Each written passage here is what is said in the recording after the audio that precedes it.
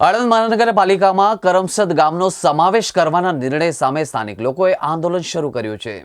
1 જાન્યુઆરી 2025થી આણંદને મહાનગરપાલિકાનો દરજ્જો મળ્યા બાદ સરદાર વલ્લભભાઈ પટેલના વતન કરમસદને એમાં સામેલ કરવામાં આવ્યું છે, જેને લઈને વિરોધ કરવામાં આવી રહ્યો છે।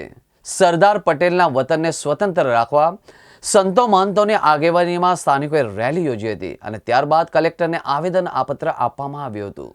1 જાન્યુઆરી 2025થી આણંદને મહાનગરપાલિકાનો દરજ્જો મળ્યા બાદ સરદાર વલ્લભભાઈ પટેલના વતન કરમસદને એમાં સામેલ કરવામાં આવ્યું છે। આ નિર્ણયના વિરોધમાં કરમસદમાં સંતરામ મંદિરના મહંત મોરારીદાસ મહારાજ અને બાપેશ્વર મહાદેવના મહંત પહેલવાન ગિરિજી મહારાજની આગેવાનીમાં મોટી સંખ્યામાં લોકોએ જિલ્લા કલેક્ટરને આવેદન સુપ્રત કર્યું હતું। સરદાર સન્માન સંકલ્પ આંદોલન સમિતિના અધ્યક્ષ મિથિલેશ અમીન અને મહર્ષિ પટેલ સહિતના આગેવાનો પણ જોડાયા હતા। આવેદનપત્રમાં જણાવ્યું હતું કે સરદાર પટેલે જે રીતે દેશને આઝાદી અપાવી છે, એવી જ રીતે તેમના વતન કરમસદને પણ સ્વતંત્ર રાખવું જોઈએ। અગાઉ આ મુદ્દે ગ્રામ લોકો દ્વારા એક દિવસમાં બંધનું એલાન પણ કરવામાં આવ્યું હતું। આંદોલનકારીઓએ જણાવ્યું કે રાષ્ટ્રના સ્વાતંત્ર્ય સેનાનીઓ, કિસાનો અને વીર જવાનોનું સન્માન જાળવવું એ દરેકની ફરજ છે। તેમણે ચીમકી આપી છે કે જો આવું ન થાય તો ભવિષ્યમાં કોઈ ખેડૂતનો દીકરો સરદાર પટેલ નહીં બને। બહુ સચોટ વાત છે કે આ મહાનગરપાલિકામાં જેનો કરમસદનો સમન્વય કરવા જઈ રહ્યા છે, તો આ બહુ સરકારની ભૂલ ભરેલી વાત છે। આ ખોટું છે। તમે સરદાર પટેલના નામે આપણે બધા જાણીએ છીએ કે આ ઇતિહાસ જ છે ભારતનો। સરદાર સાહેબને તમે ભૂસો તો ભારતનો ઇતિહાસ ભૂસાઈ જાય।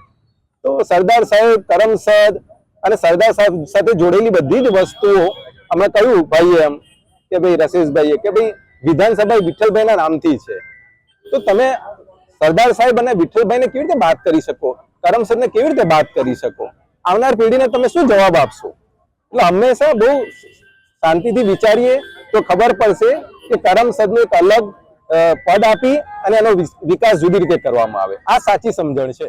બિલકુલ, આણંદ મહાનગરપાલિકા બનાવવાનું જ્યારથી ડિક્લેર થયું છે ત્યારે કરમસદ ગામના લોકોની એક જ માંગ છે કે કરમસદને અલગથી વિશેષ દરજ્જો આપવા માટેની માંગ વર્ષોથી ચાલી રહી છે। હજુ એ પણ આપવામાં નથી આવ્યો તો કરમસદને પોતાનો અલગ ગ્રામ પંચાયત આપવામાં આવે અને એને મહાનગરપાલિકા સાથે જોડવામાં ના આવે। એ ગામ લોકોની માંગ છે ને એ માંગ સાથે આજે જે આંદોલન ચાલી રહ્યું છે અને અમે જે આવેદન પત્ર આપવા જવાની છે એક આ માંગ સાથે અમે લોકો અહીંયા આવ્યા છે।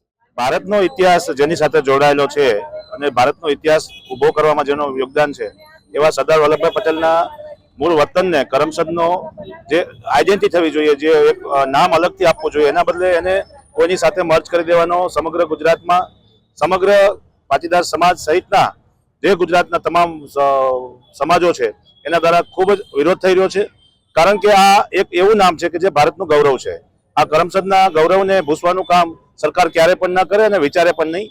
એના માટેનું અમે આજે આવેદનપત્ર આપીએ છીએ અને જો આ બાબતે પગલાં નહીં લેવાય તો સરકાર સામે સમગ્ર ગુજરાત અને ભારત દેશમાં જ્યાં જ્યાં પણ સરદારના નામે જે કંઈ રાજનીતિઓ થઈ રહી છે તેમાં અમે એનો વિરોધ પણ કરીશું। કરમસદનો રહેવાસી છે। આજે આવેદનપત્ર આપવામાં આવવાના છે।